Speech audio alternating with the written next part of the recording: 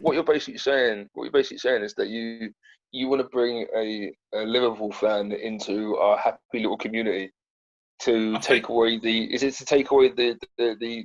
brunt of insults? Is it take the pressure off of you, basically? That's precisely what it is. Well, I think it's a good thing you've mentioned that, because it's the first time anyone's really admitted that there is an anti-Arsenal bias. No, it's just you. AAB, as I like to call it, that there is one. Like you got caught, guys. Both of you got caught. There's no point denying it. There is an anti-Arsenal bias to this group. No. Nobody mentioned an anti-Arsenal bias. Ed, you set yourself up for a multitude of insults, because you know, and it's hard because you know what you do, and I don't know if you do it on purpose. What do I do? Bro, you do it on purpose. I know you do. Of course he does. Who are the top three right backs in the country? Ed? There we go. He's like a paid provocateur, isn't he? He is. So what you want to do is you want to bring in a Liverpool fan, because there are people out there who are as, if not more, infuriating than you are. And they're Liverpool. I have no idea what you're talking about. Motherfucker. You're trying to pass the baton of hatred. Well, we have obviously Mike's a Tottenham fan, the resident Tottenham fan. I'm the Arsenal fan. Paul, there's you and Shane, who are the United fans. But they give that away with their northern accents, so everyone should know that anyway. Yeah, or north of Kent, anyway.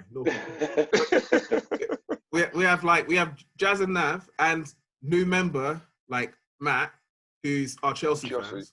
We have no Liverpool. We have no Man City. But that's because we don't need them.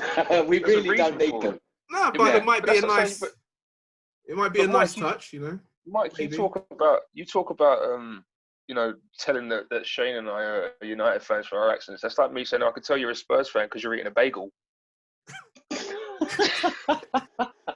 God damn, Paul. I think that's gone down a slightly different road, but all right, fine. Yeah. Is it because I sit here and yell "Yachayim" a lot? Anyway, that's enough of that. I might have to cut that out then. All right. No, but let's be honest though. If you was to invite a Liverpool fan into this podcast, then the first, I'll be generous, the first 9, maybe 10 episodes will all be surrounding why Jordan Pickford hasn't got criminal charges against him because he nearly murdered Van Dijk on the pitch. I mean, that's what it will, wouldn't it? It will be revolving all around that. 9 episodes. How long do you reckon it will take for us to get 9 episodes, given how long it's taken us to get this one? But no, not us. I mean, we, it's an open and closed book for us, isn't it? But if you introduce a Liverpool fan into it, we'll be talking about, like I said, criminal charges. You know, he'll be up against the UN for war crimes. There'll just be all sorts of stuff going on. And we don't need that negativity in this group. Agreed. Do you know what I love the most about that? It was Graham Souness. Graham Souness was talking about, it's assault and like that. And then all those videos of what he was like as a player came out after, when he was fucking kicking poor blokes up and down the pitch and that. And he's like, listen, Graham, have a cup of tea and shut your mouth. Yeah, I mean, it is. That's the classic. It's the Liverpool mentality, isn't it? About it's like yesterday. I mean, fair play. It was never a penalty because it wasn't even in the box. But it just rises a smile because you think, yeah, good on ya. So all I've done is talked about the prospect of a Liverpool supporter joining, and it's already created this.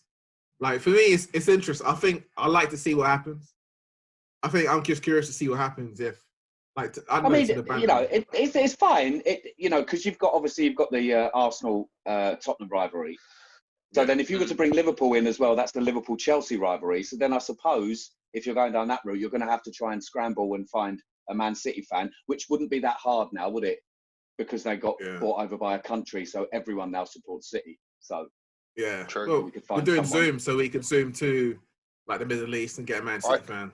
Off the top of my head, I could think of at least 4 people that I know who are Man City fans. I don't know anyone. I don't know anyone. Actually, I do. I mean, there are 2 in the pub. Okay. That Wally wears the face mask. No, 2. It's a pair of girls. Yeah, that's what I'm saying. But she had a face mask on the other day when I was in there, the big Man City crest on it. Yeah, I remember that. Yeah. They've all got, but they all wear face masks now, don't they? That's a madness, isn't it? The face masks in pubs. Yeah. Oh, I see. I thought you mean COVID face masks. I thought you were talking Yeah, about. I don't mean like she rolls around day to day with a face mask on with a big Man City badge on it. I mean, like, I know it's Halloween, but fucking hell. To be honest, I forgot what times we're in, but maybe that's a good segue into like so intros, blah blah. Tight Men's back. We're gonna try do like one pod a month.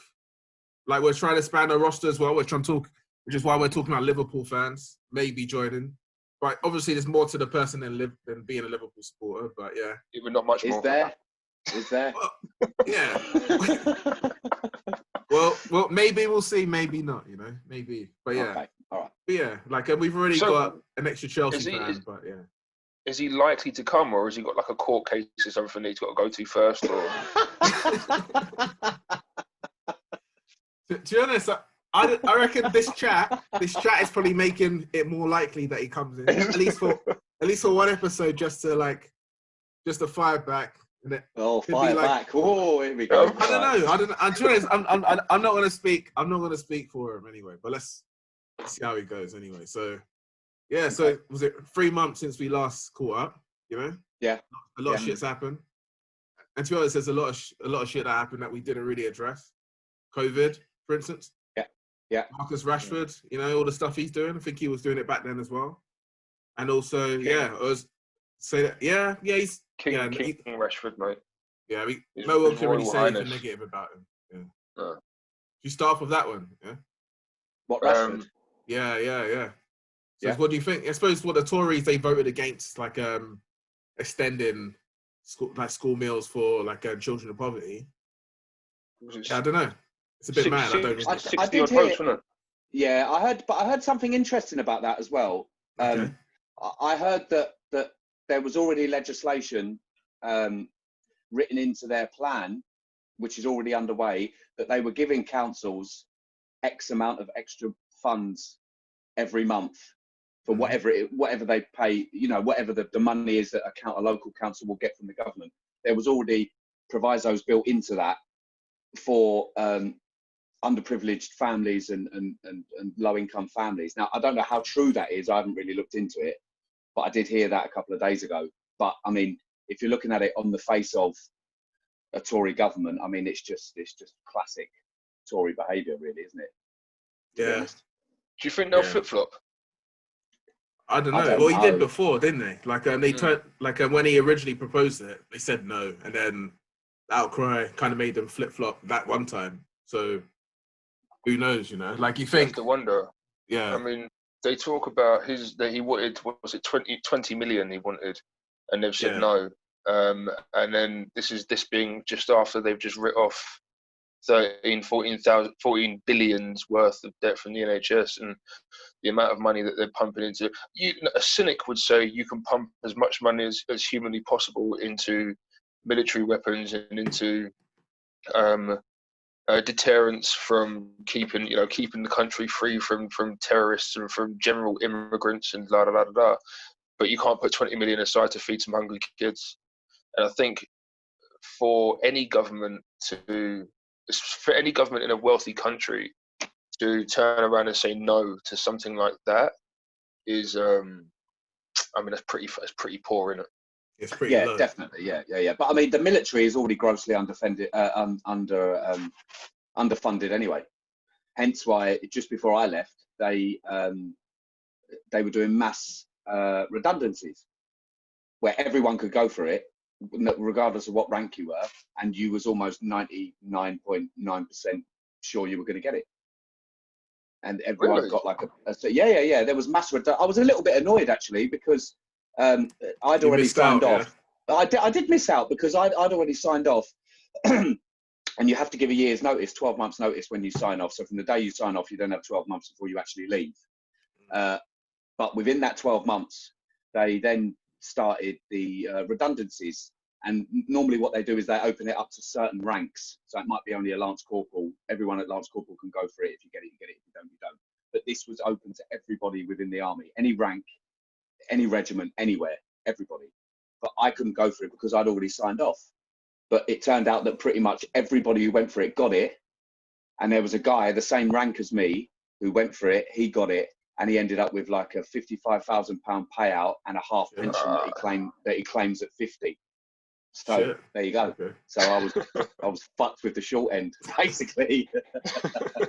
Yeah, but yeah. But this, You're not bitter though, are you, Mike? You're not bitter though. No, No, he I'm doesn't sound over it, bitter, mate. does he? Yeah, I'm well over it. No, but Mike, you're a Spurs supporter, so you should be used to getting butt fucked, shouldn't you? Yeah. Oh yeah. Yeah. With the thick end. Yeah. Like, aren't all like government like areas, like, or say government areas, like public services, they're all underfunded anyway. Like we see Apart with from the House of Commons. Yeah, didn't they give themselves a pay rise or something? Oh, sure did. Yeah. Or Yeah, suppose, yeah. or was an independent body like agreed to them receiving a pay rise? And it just comes quite close to them voting against like increasing funds for school meals for But children. they also get some. I mean, like the irony of the whole, feeding underprivileged children during the half term and the summer holidays and such. I mean, and then it comes out that they get £26 a day food allowance on top of their salary. Yeah. So some of them, they're on like 85 plus a year, and yet they're getting £26 a day to go to prep and eat. Didn't it come out as well that the House of Commons is one of the only places in the country where you can still drink after 10 p.m? Is that still the case? Yeah, well, I think it's still the case. I heard that because obviously people are complaining about that with the tiers and like pubs closing at 10. I think didn't they say that they weren't gonna, or they were gonna close, or they gonna stop that or something like that? Didn't they say they were gonna stop? Yeah. I mean, they say that, but who's to say that? I mean, they could be in there all up until all hours. I mean, we clocks went back an hour yesterday. They're probably in there fucking swinging from the rafters, wouldn't they? Like Boris just behind the bar. Yeah, I mean, Rishi Sunak's like, listen, I've been banned from my fucking local pub, so the drinks are on me, boys. Whee! Yeah, I saw that. Yeah. Dickhead. What? Rishi, you're not a fan, no? No, do you know what? The whole thing amused me because it was he's obviously one of the ones that voted against feeding the kids. Yeah. And it was this. Rishi's local pub has banned him for life. Yeah. And I'm like, did he drink in there to begin with, or does he just live near there? Because if he don't drink in there anyway, his reaction should really just be so. Yeah. Imagine maybe he dropped there when it came to elections. What? What? So you want to say that again, Paul? No, I'm joking. Are you? No, not anymore. Not anymore. I just go in there with a fake moustache. Okay. No, I was just saying, he probably only went in that pub when it came close to elections. Yeah. He'll probably never drink in there again. But they're also, as far as I'm aware, they're all still allowed to piss it up in the House of Commons. The vote was staggering for against, wasn't it? Which I was really surprised by. But the good thing about King Marcus is that he's taken that and turned it into such a massive PR, not stunt, but like a PR thing where everybody has now come out. What was it? Over 100 different businesses have come out and been like, "No, we got you." Even McDonald's came forward and was like, "Listen, fucking, we'll feed them." And all the parents were like, "No, thanks." Yeah, I was going to say, probably the least one you'd want to come forward and be like, yeah, we'll feed them, because then we'll have in 10 years' time, everyone will be overweight. Yeah, a whole generation. You just have a generation of fat kids. Yeah. Like, did this start though? Because I remember at the beginning of COVID, like the politicians or some politicians were going after footballers because they get paid so much. It was kind of an attack on them, like for some reason. And then like I think Marcus, he was one of the people who spoke out against that. And then this campaign started, and it's kind of like he's been doing this thing for a while now. Yeah, this feeding the kids. It's really kicked off because of COVID, but even before that, this was something that he was quite. I thought this started. Didn't he start this last summer for the summer holidays? So, yeah. Okay. I'm sure it was. I'm sure he started something. It was a smaller scale. But I'm sure he started something last summer. But I mean, they're easy targets, footballers, and I think that's the way that everyone sort of looks at it. Especially when you were talking about COVID, and instead of I suppose it's to take the focus off of the politicians on how much they earn, and all of the benefits that they get and all that sort of, like the £26 a day food allowance, which is absolutely ridiculous. But to take the glow off them, it was straight away, well, hang on a minute, you know, footballers earn 150 grand a week. Why aren't they giving some of their money? But it's like, it's just because they're such easy targets, because they earn a lot, they're in the public eye.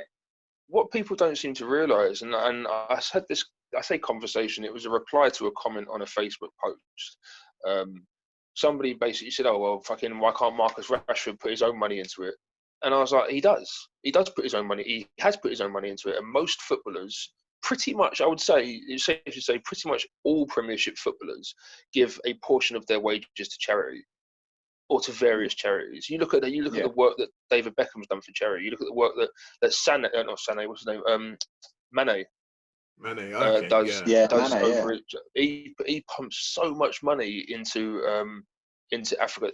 It's something that's even Balotelli's put so much money into it. Ronaldo, he's fucking fortune he's put into it, and that's something that footballers do just as a basic. And people will say, well, why can't footballers start? Why can't it start with footballers? Let's be fair, they get taxed 45% of their wage. So even if you're on 250 a week, you're going to go home with 125, which is still not nothing. It's nothing to laugh at. It's nothing to cry about. Percentage they'll be on the super tax, won't they? Because they're over 100k. Well, that's what I mean. So they're going to get taxed a lot anyway, but they're still going to put a shitload of that money into charities, and that's just a given. So anybody that sits there and says, "Oh, why we should start with footballers?" It fucking does start with footballers. It started with Rashford because that's what he said. That's the thing that he's trying to do. So I'm not into all that whole, well, why can't footballers do more? Listen, I don't get paid anywhere near what Marcus Rashford does, right? So I can safely say that I will never be able to affect a life the way that Rashford can. But it shouldn't make a difference how much you get paid. The whole point is that we're all trying to help people out, huh? Yeah. Shouldn't it be government's responsibility anyway? Because wasn't like I don't think there's been any. I'm not sure if there's been any statement as to why they don't want to do this, but I think one of them is a principle that government shouldn't be the ones responsible for feeding children. That's as a Tory, the Conservative view. So they want to avoid government. They say it should be the parents who are responsible for feeding the kids, which. Yeah, I think, it's hard to argue against that. But if the parents aren't able to... It's true, it's right. I agree, okay, it's not a government's responsibility to feed wholesale children. Yeah. Okay, but we're talking about kids of families where both parents work. Yeah. And they're still near enough on the breadline. Yeah, and in an emergency as well, in a national emergency. Yeah. So that's not your classic, single parent family where mum or dad is wearing the newest trainers and has got Sky TV, has got the newest iPhone and is going out and getting on it every weekend, and the poor kid is having to eat a pot noodle twice a day. Yeah, that sort of thing, because they're spunking the money up the wall, up their nose, wherever it's going. We're talking about two parents who both work full-time jobs and they're still struggling to feed their kids. So and even those jobs, where the government do step in. And during this crisis, those jobs might not even be viable anymore, But this is it. That's the thing. Yeah, not every company's furloughing people. Yeah, can you imagine working a menial job where you're getting paid fucking £20 a week or whatever it is, and then they've taken 20% off of that, and you're struggling as it is? It's a no-brainer, and you're absolutely right. It's not the government's responsibility to feed children, but the government do have a responsibility to this country and everybody that's in it. And in the grand scheme of things, 20 million, what he was asking for, is peanuts in comparison to what they've pumped into this whole COVID thing. I think they'll flip. I think they'll change. I think it's gathering so much traction that I think they'd be very, very silly to not go back on it and change, because they've done it. Boris has done it once already, didn't they? So but especially this time, you've got big companies jumping on the back of it, like McDonald's and things. That might be what they prefer, though. They might prefer like private companies to do this type of thing rather than the government. They probably generally think Conservatives tend to think government should have a small role in society, and it should be for people and private companies to do it. So this might be what they actually want to happen anyway. But even that, I think even that surely has got to be classed as a bit of a win for Rashford and his goal anyway. if it's achieved by any means possible. If That's what I companies mean. If you've got X amount of industries and businesses that are offering free meals for kids, then it's a win-win, isn't it? Really, I think. All right, the government is still not. It's still shitty from the government to turn around and say, nah, that's not a bit of us. But I mean, it's still a win in the sense that the kids are getting fed. Be Joseph Boris responded like that, like, nah. Yeah, it's not a bit of us. Sorry, mate. It wouldn't surprise me in his chambers. Yeah, but behind closed doors, he's a bit of he's a South lad. London lad. Yeah, he's a proper lad. He fucking wishes. Bollocks to that. Yeah, he's. Yes. All right. So like from Boris and Rashford to, I don't know. You wanted to talk about Mesut Ozil. You want to do that, or do you want to? He's another one. He's another one actually, Mesut Ozil, because obviously Arsenal have been, during this pandemic, Arsenal have been well publicised for binning off being everybody. cunts. Yeah. All right, calm down, Mike. No, I'm joking. But everyone from the tea lady Doris to the groundskeeper Willie. Do you know what I mean? Gunnosaurus is the next one to go. Yeah. Oh, the poor Gunnosaurus, man. I mean, even I tipped my hat to that. I was like, fuck, that's sad. Fucking hell. But Mesut Ozil turned it around perfectly and said, listen, I'll pay him. And then Arsenal showing themselves as the big bad, the devils of the football world, have turned around and said, no, fucking no, mate. No, you sit out and never play football for us again. We'll pay you, but he can't have a job either. And it makes you wonder if they've done it because they're trying to stop Ozil from coming across as the martyr, and it actually has nothing to do with poor Dino the last dinosaur. Like, he's fucking. You know what I mean?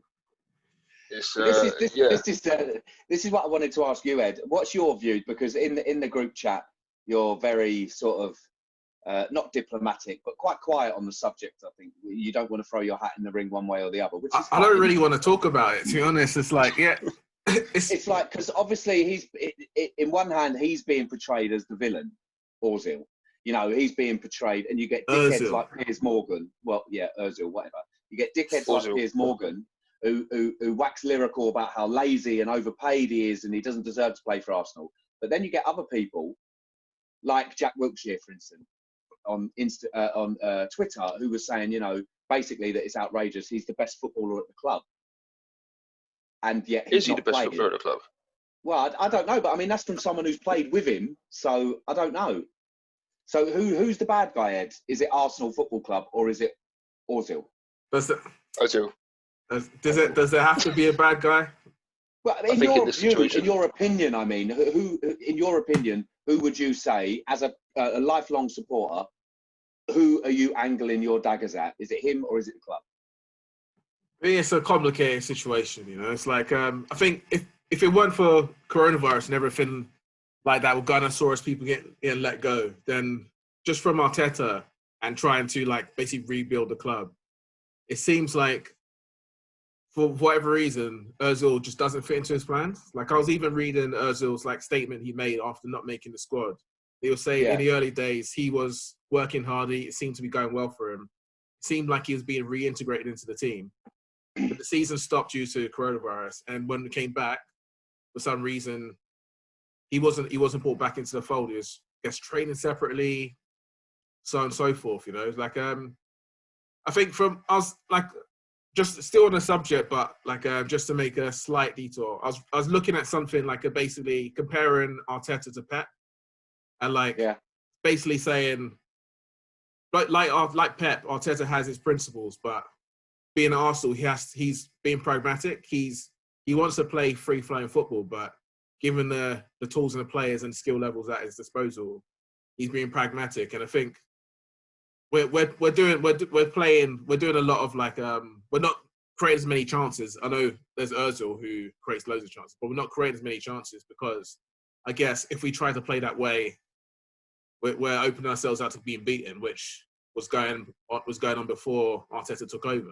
So maybe Ozil, he's not the people we had in midfield, like Ceballos and Xhaka. They're hard-working midfielders. Like, they can create chances, but they're not tough tackling, but they are, like, hard-working. They run about, they go try to win the ball back. Ozil's not, although he runs a lot, his like stats are always quite high. He's not really that type of guy. He's not like tough tackling, rough type of player, you know. And I think Arteta, he appreciates that. Obviously, he started in Scotland, then came down to England. He appreciates British football, appreciates the physicality of it. And Ozil, although he's been like effective for us, like obviously maybe hasn't hit the heights that we expected, but he's still been great for us. I don't think he really. I think he. I don't know. Like I think for Germany, for Real Madrid, and even like before Real Madrid, like, was it Bremen he was at before Real Madrid? I think. Yeah, but yeah. Yeah, his reputation was people probably rated him as the best midfielder in the world at that point. You know, I don't think Arsenal have seen him as the best midfielder in the world. He's been great. Like him and Sanchez come in pretty much like revitalized Arsenal. You know, they were statement purchases. Like it kind of put everyone to notice that we're trying to get our way back to the top by not just buying kids, buying established players, but I don't think we really ever got that guy. You know, I don't think we really got him. And so with coronavirus and salary cuts and so on and so forth, it's just not a good look for Arsenal, you know. It's not a good look that, I suppose, we ask players to take a cut and then we fire like 55 people. Or anyway, and then kind of saw us later. And it's not good that Ozil gets an £8 million bonus for like loyalty when he hasn't really been in the squad. And to be honest, 2 years ago, we shouldn't have given him that contract anyway. He didn't really seem like things like it didn't really seem like he was the type of player we needed at that point 2 years ago. Anyway, Wenger's last season. But who doesn't need a creative footballer? I think a team like maybe struggling, like to stop. I think it's not that we don't need a creative footballer, but like if you have like hierarchy of needs, like we needed someone like Thomas Partey long before we needed someone like Ozil. Like everyone has said. Fine. Yeah, but everyone now said that we haven't. So what about?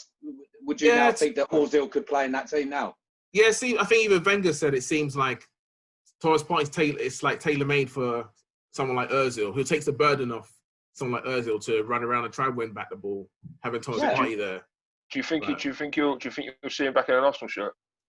I don't think so. Like to be honest, it'll be nice if, because this is last season, he's got like however many months left of his contract. It would be nice if he's like has at least one game back. You know, just to say goodbye, maybe with fans or whatever. You know? I don't think he is like a great player. He might not go down as a legend at Arsenal, but he is a great player. He maybe doesn't deserve to go out quietly. Aubameyang, yeah. He's a great player. Is he an Arsenal legend? Too early, but he's great. He's a great player. I don't know, man. I mean, I heard he was getting a statue. I don't know how true that is. They were going to bang it right next to Henri. All right, calm down, mate. No, I have actually read that. Not going to lie, I actually have. Maybe what you read was like he's on the way to getting a statue. That's definitely not what I read. I didn't. What Tottenham blog did you read that in? No Tottenham blog. That's nothing to do with a Tottenham blog, man. I don't care whether the geezer gets a statue or not. Like whatever. Give him a statue next to the urinal in one of the toilets. I don't care. Like whatever. THFC fan TV. Yeah. No. But no, I mean. The Ozil situation, I don't know, Ozil, right?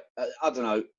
I mean, you could get him in there now because, like you say, you lack creativity in the midfield. Yeah, I think every Arsenal fan can see that. That's what I'm saying. Now, if you think about it now, you've got a front three of Lacazette, Aubameyang, and either Pepe or Willian, whatever. If you was to stick someone like Ozil in behind them, I think you'd probably score a lot of goals. Yeah. I mean, you could argue it would. You could argue. I mean, I'd probably put Willian in over Pepe because he's just pants, isn't he? But he hasn't lived up to the price tag, let's say. Not yet. No, he hasn't. But with Ozil behind him and that, and he said with Thomas Partey in there as well, you can argue that there's actually, a spine that's building. Obviously, you'd have to sort out, your centre back pairing, but you could argue there's a team there that can really start challenging. Yeah, Gabriel was a good purchase at centre back for us. I know you were in for him as well, Paul. Yeah, but you're I think we were, yeah. Chose us over you, but that's okay. Yeah, just saying. That's fine, mate, because we've got Axelton's baby, so we're fine. Did he play the other day? We got Phil Jones waiting in the wings. You know what I mean? Got captain, captain, leader, legend, like Harry Maguire as well. Listen, the less said about that cunt, the better. No, the best. Do we know what happened in Greece, by the way? Do we know what happened in Greece? So, what's the story? Somebody tried to fucking stick something in his sister, wasn't it? Okay. And it wasn't their finger. No, Greece.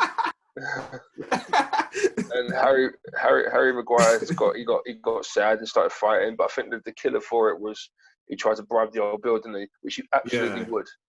If you're, he say something like, "You don't know who I am," or "Do you know who I am?" or something. I'm the captain of Manchester United, or something. It's like he's like, "Oh, listen, I'm very rich. I can sort you out." Which you would do if you're a footballer. You're in a country which is kind of known for being corrupt, or for the police being able to They're a bit dodgy, you're saying, in Greece. Yeah, well, this is the rumor in it. I'm not saying that it's true. I'm just saying this is what people say. So you kind of expect some of those Mediterranean countries in that if you speed around at 100 miles an hour with 50 euros in your pocket and you get pulled over, there's a possibility that you might be able to get away with a warning. So Harry Maguire's obviously thought, oh, let me try and get away with it, and he didn't. And but I mean, fuck it, it is what it is. Harry Maguire's a funny old one, though, man. I mean, he's not. I think that he's on his day. Sometimes he could be phenomenal, and then you've got other days where he's looked like he was trying to rip the head off that Chelsea boy last night. So yeah. You reckon you bought the wrong player from Leicester? Like, what's that? Is that Sonchu or something like that? Is that his person he was partnered with? Who?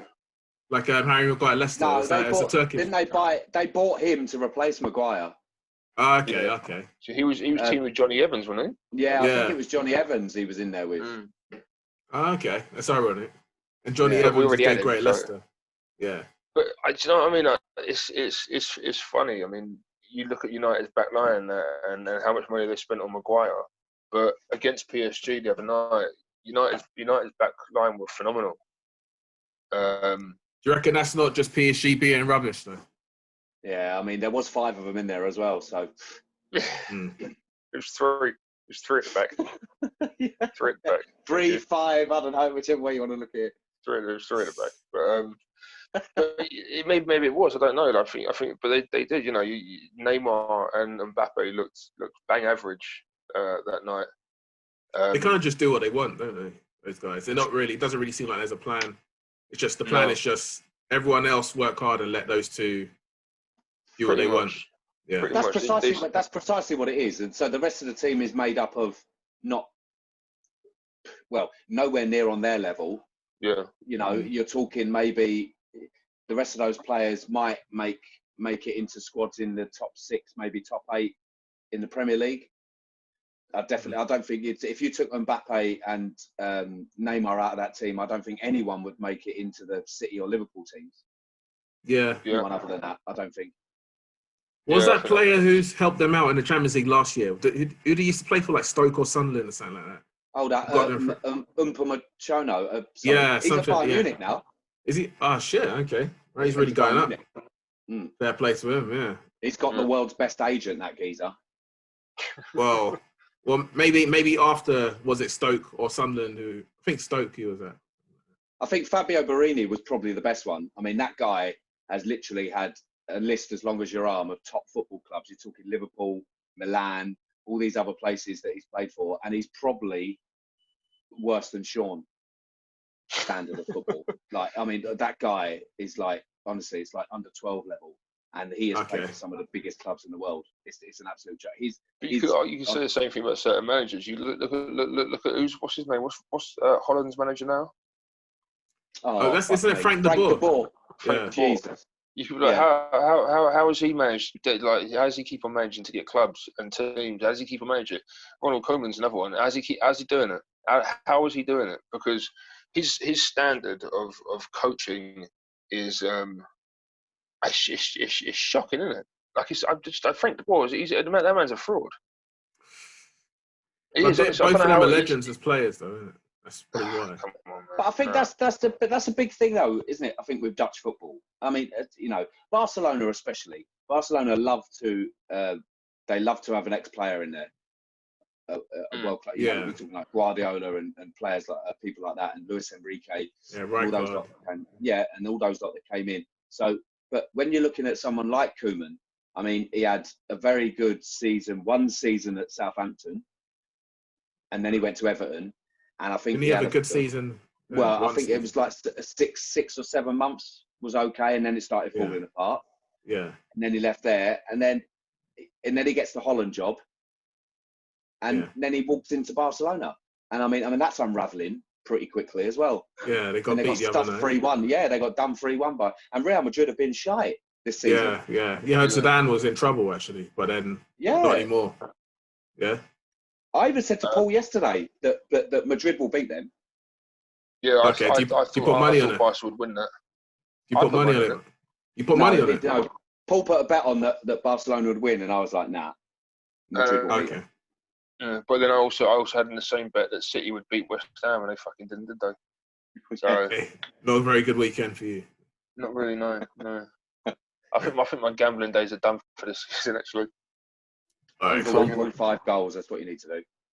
That's what you said, yeah. I might have a look at it because I mean, luckily I was going to put one on today for Everton to do Southampton. And last I looked at it, it was 2-0 Southampton. Southampton at half time, and they're losing 2-0. Oh shit! Okay. First game loss. Oh well. They'll unravel, and the only reason that they will is because they haven't got the strength. Strength when and depth, Calvert-Lewin, strength and depth. So when Calvert-Lewin, which he inevitably will because everybody does, drops a bit of form, they haven't really got anyone else who's going to score any goals. As you've seen this season, really, it's pretty much him that's scoring the goals. And when Rodriguez is unfit or he's injured, again, I was chatting to Paul yesterday about it. You've got Sigurdsson to bring in. I mean, come on, man. You know, you're going from James Rodriguez to Sigurdsson, and it's like it's just not going to. How much did you pay for Sigurdsson when he was at Tottenham? Like, how much did you pay for him? Well, how much did we pay for him? Yeah. I think it was about 12 million. Oh, really? Just 12? Okay. We didn't pay a lot, and then he went back to Swansea, and then from Swansea to. Okay. I thought you paid that.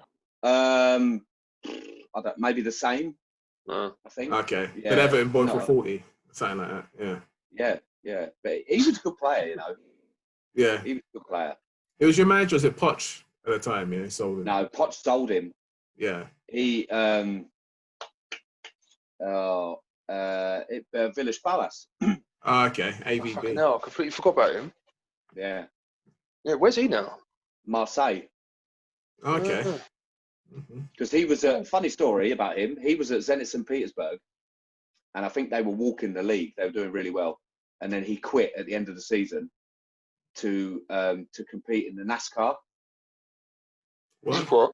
Yeah, to go and compete in the NASCAR, which I think he smashed himself up in the first race, and then went to manage Marseille. So, yeah. An interesting story. Look it up. It's true, honestly. Yeah, he left Zenit St. Petersburg to go and compete in the NASCAR, and I think he got so smashed up in the first race that he just fucking sacked it. He was like, "Now fuck this." He went to Marseille. Yeah. Sure. All right. Enough of the football. Like, should we wrap on? Like, say, COVID? Yeah. Big topic to wrap on. Like, we haven't. So we didn't talk about it last time, but like, we're still in this shit. We're probably not gonna be out until a vaccine comes up. You know, how are you guys doing? I don't think that the world is ever going to be the same. Yeah. I think that this has been a year now. We're on about a year since it kind of all started kicking off.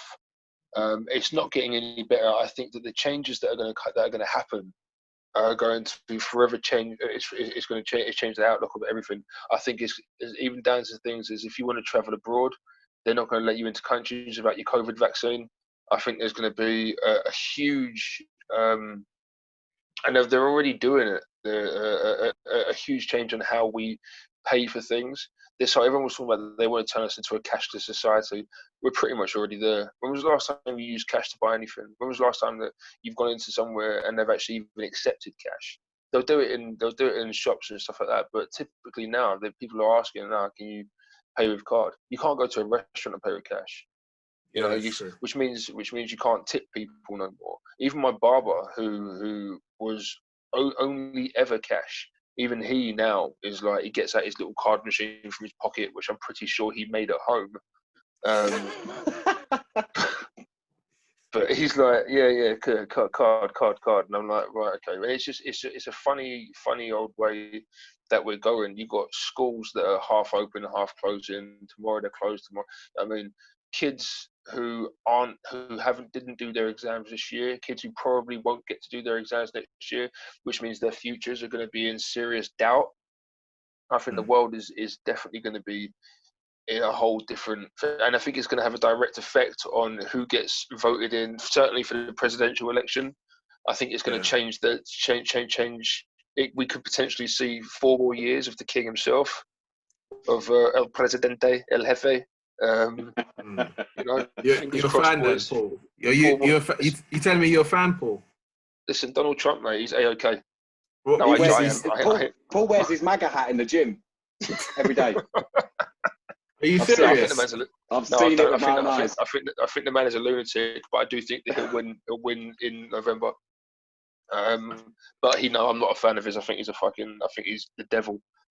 But I do. But yeah, COVID's going to change everything, man. Everything, like work environments, how people just perceive each other, social environments. Everything's just it's all going to be very, very different for a very long time. And I'm thinking the best thing that we can all do is just fucking hop on a boat and go live on a mountain in Japan. If they let us in, If they let us in, and but they probably won't because we ain't got vaccine. Like I feel like I don't know. I feel like it's turning into a bit of a farce, the whole thing, because when you look at the facts and figures. So anyone over the age of 70, the success rate is 96%. For the survival rate is 96%. The success rate for COVID. So if it's like, whose side are you on, Mike? All right. Hey, if they're 80 years old, COVID's like that. Yes, got another one. But so the survival rate for the 70 plus is 96%. And so you have to think to yourself, more, I'm not saying more, but in 2018, 65,000 people died of flu-related illnesses. So why didn't we lock down then? Why wasn't we wearing masks? Why wasn't there social distancing? And it changes weekly, doesn't it? You know, during before with masks, you know, people getting laughed at for wearing masks. There's no point wearing masks. Masks don't do anything. Now you absolutely must wear a mask. You know, we're allowed to. This is it, and that came in like 3 months too late. I mean, when did we get told we had to wear masks? Was it August? September? Like that, yeah. And when all this broke out in March, this all broke out in March, and like you didn't have to wear a mask. You just had to socially distance, and now you do. You go on public transport, you go into a supermarket, any shop, and you have to wear a mask. Yeah, like the 3 of us can't go for a drink together. We're not allowed to sit at the table and drink together, but we are allowed to sit on the tube together and go to work and sit in the same office together. Yeah. But that's okay, but we can't go and have a drink. Funny story, interesting story is obviously Liverpool, Manchester, a lot of places are going to tier 3, which is locked down everything, including gyms. And I did read the other day that of the however many thousand gyms there are in the country, I think it's 32 million visits to a gym. 32 million people visits gyms, and there hasn't been one case recorded of COVID, which has come from gyms. They've got to be like the safest, most sanitized places in the world, next to hospitals, aren't they? Surely. But you know that. I mean, you know yourself, Paul. When we go in there, there's that little geezer who walks around constantly cleaning, constantly mopping, constantly wiping. I mean, you know, no one's sat on each other's laps unless it's late at night. But there's interaction. You still talk to people. Like we might have a chat with a guy in there and blah blah blah. But everybody is so, barring that one dude who doesn't clean up after himself. But Oh, that guy, everybody wipes down after themselves. Everybody wipes everything down. It is probably the most sanitized place in the fucking country. But still, you know, Manchester, Liverpool, and that tier 3 shut them all down. You know, you've got. Are you asking for them to be shut down, or are you just describing? No, but that's what it's done. They shut them all down, and you've got this fucking prick Rishi, who told us only a few months ago, eat out to help out, eat out, go out, go and spend all your money, go eat out to help out. How much money did the government pump into that scheme? But you won't feed kids. How much money? How much? You know what I'm saying? They told us go and eat out, go and spend all your money, go and eat out, and then they had to go at us and say, "Fucking hell, you lot went out too much." So now you can't go into a pub and have a drink in certain places. You can't go into a pub and have a drink unless you have food, because apparently when COVID sees food, it turns the other way. It's, you know, I mean, the rules that are in place are complete nonsense, and they're genuine. I think they're doing it just to try and show, oh yeah, we're trying this, we're doing that, but they don't know. Because it's an unprecedented time, isn't it? No one knows, so they're just going to go with something each week until eventually something sticks. But it's bollocks, man. I've had enough of it. I'm much like everybody else. Yeah, I've had enough of it. And I mean, like Boris, you know, for all the bimbling and fucking ridiculousness that comes out of his mouth, he advocated for herd immunity right at the very beginning, and everyone lambasted him, and he got battered by the press and all that sort of stuff. And now, if you look at Sweden are pretty much on their way out of it. Yeah, I'm not sure. That's not what I've heard actually. Like, I heard that the death rates in Sweden compared to like their neighbours is a lot higher, and I think with herd immunity, we don't even know if that's possible with COVID. Like from things I've heard and read, I'm not sure if anywhere any like pandemic has been resolved with herd immunity ever. So it's like I think asking like trying it with a new virus like is quite risky anyway, and I don't think they've achieved that. I know they've tried a different way, and yeah, we should look at what they've done. There'll be like pros and cons, but I'm not sure if it's that good over there. I don't think we haven't done well with the way we've handled things, that's for sure. But do you think there is a country out there that has done well?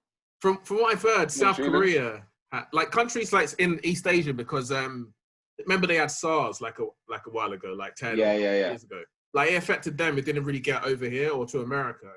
They've got that experience with dealing with that, and they learned from the mistakes. So I think as soon as this became like a dangerous thing, they were testing and tracing like from the off. And from some things I've seen, by testing and tracing like their population, they were able to they went hard on the virus from the beginning, and it's their economy has been less affected compared to like ours or America's because of that. But even that test and trace, like our test and trace thing, I mean, what a sham that is. They've pumped X amount of billions of pounds into it. And I was watching the news the other day, and they reckon that they can only actually keep up with 60% of the testing and tracing that goes on in that app.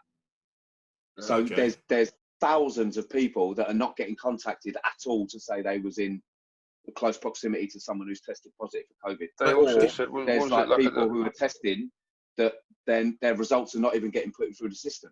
Did both of you download the app? Did you both download the app? Yeah. You have to, because if you want to go for a drink, if you want to go for something, the first thing they say to you is, download the test and trace. They say it in the pub, Mike. And I don't know if you lot have got it, but we had to go in there and put it on the phone and that. And we do it, but it doesn't work because it only seems to come up in certain areas and doesn't seem to come up in other areas, and it doesn't work properly. But I even said some of the tests they've done before, they got the test wrong, and more people might have had it, and it's just been a shambles. The whole thing. The whole thing's been a shambles. It doesn't give you confidence, really. Not really, no. But you could. Did you see that bug as well?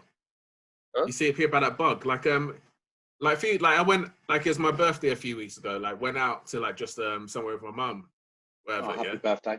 Happy birthday. Thanks, Mike. Yeah, thanks, lads. Mazel tov. All right, cool. All right, Mike. But yeah, so went to a place. A few days later, got a message from the app saying you've been in contact with someone who's tested positive for coronavirus. So like that wasn't the first time. Like I think I did it before, but then I saw in the papers that it wasn't a genuine like message. It was like there was a bug in the app, which it's basically the message was meant to be the app is working where notifications, you receive notifications telling you it's working. It's meant to be just a general message saying like basically stay alert, like the app is working in the background, but for some reason the message was telling you that you're at risk because you've been in contact with someone. So it was just a big fuck up. I get that loads of times, which is then a notification, which is then followed up by you don't need to do anything right now, just stay aware or whatever it is. And you just think, well, you know, what's the point of the first message? Like, spooks you, and then it's like, actually, no, you're all right. Yeah, and it comes up in red and all that, and you think, oh, fuck me, here we go, 2 weeks off, sweet. It's a bit like boy who cries wolf type of thing, you know? People are just going to get desensitized to the whole thing. I think they are already. Yeah. I think they are already. I think it's gone on, and it's gone on for so long now that people are at the point where they're just like, you know what, if I catch it, I catch it. Which isn't necessarily a good way of thinking about it, but, you know.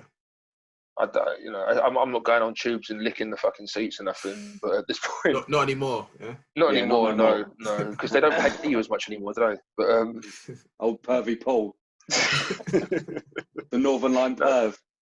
no, that was you.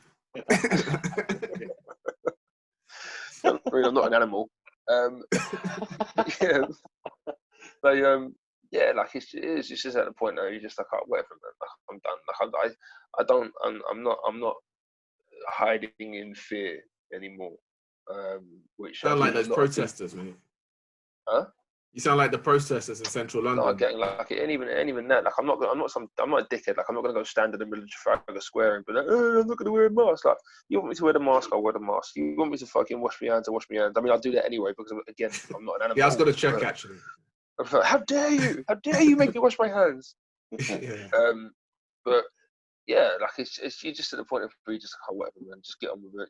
Let's just get it over and done with so we can move on to the fucking earthquake that's gonna wipe us all out.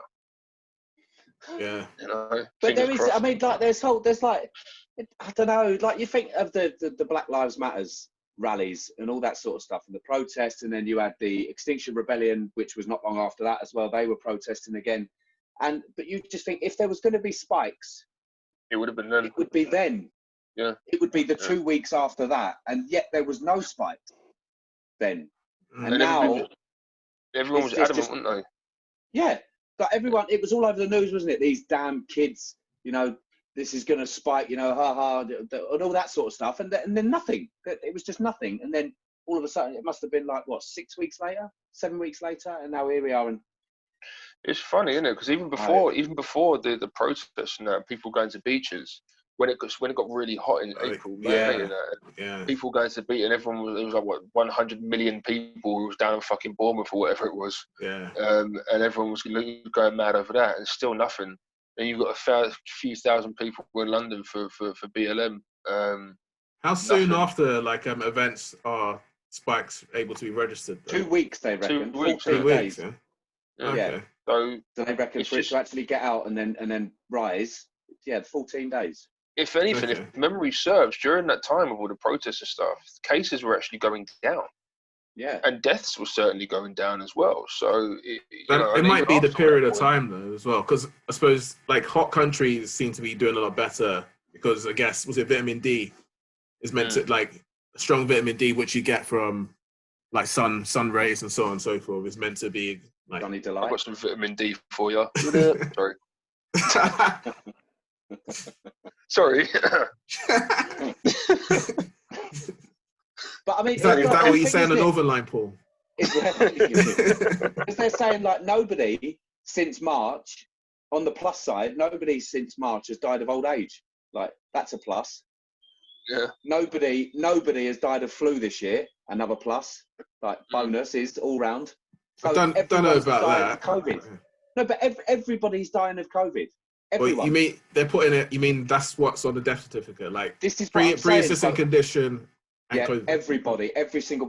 I mean, you know, you have every single year. You have it kills. I think it kills somewhere on average about 45,000 people a year. Flu within the UK.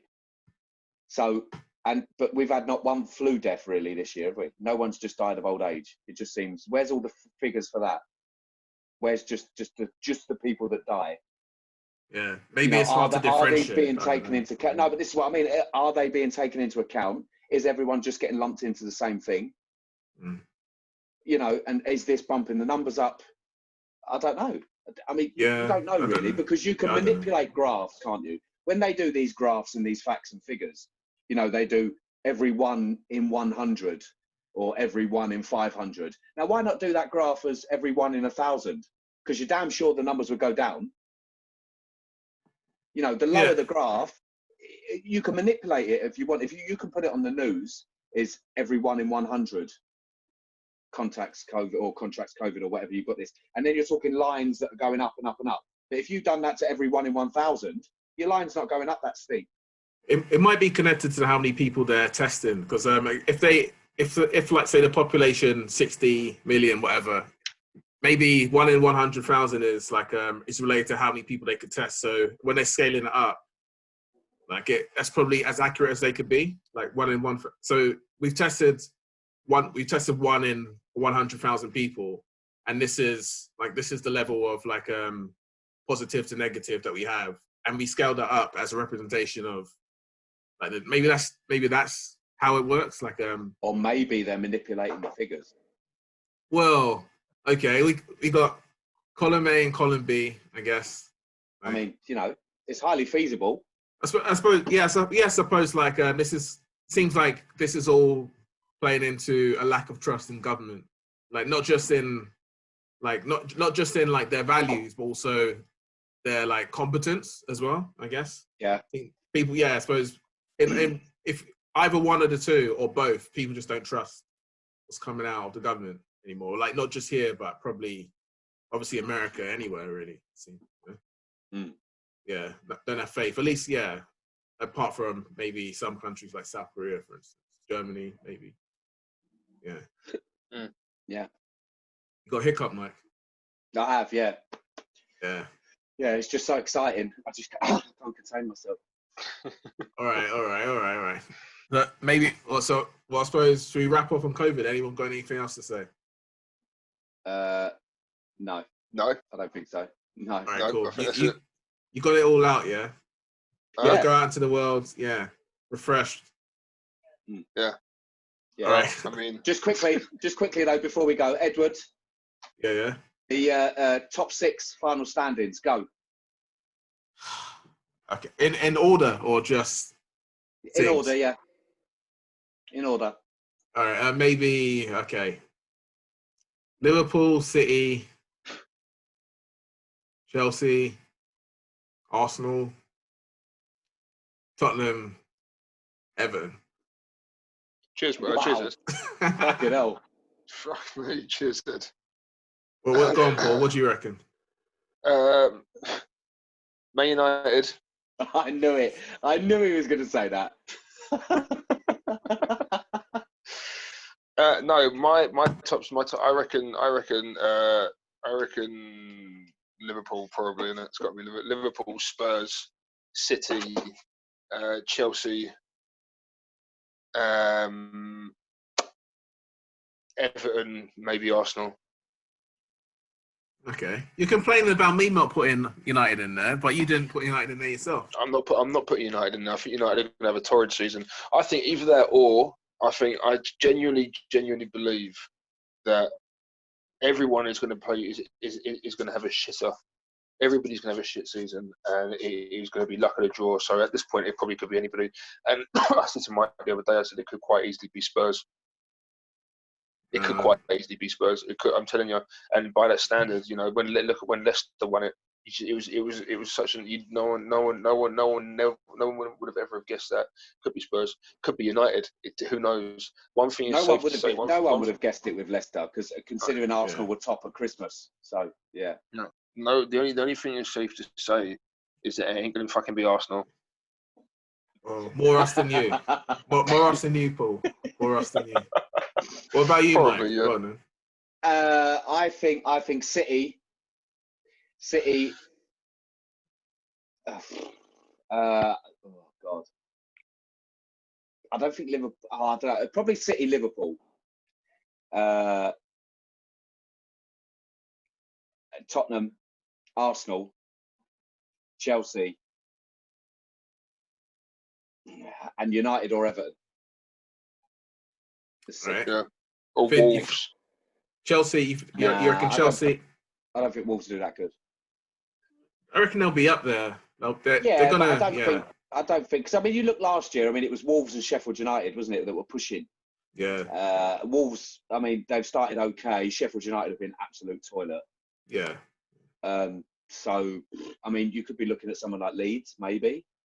Yeah. Yeah. I still think they'll lose more than they'll win, but I think Leeds, you reckon? Yeah, I think Leeds will lose more than they win, but they still play good stuff. I mean, they'll take apart a lot of teams. I think. Yeah. A lot of the lower, like you know. Well, they beat Villa the other day, even though Villa battered Liverpool, which was fun. But yeah. Yeah. Right, on that happy note. All right, cool. All right, yeah. See you guys, well, in a month or so, yeah? We'll try to do this in a month, yeah? Try to keep it regular. Yeah. All right, Yeah, cool. Sweet. All right, see you later, guys. Bye. You waving, Paul? Oh, wait, not that it matters. Bye.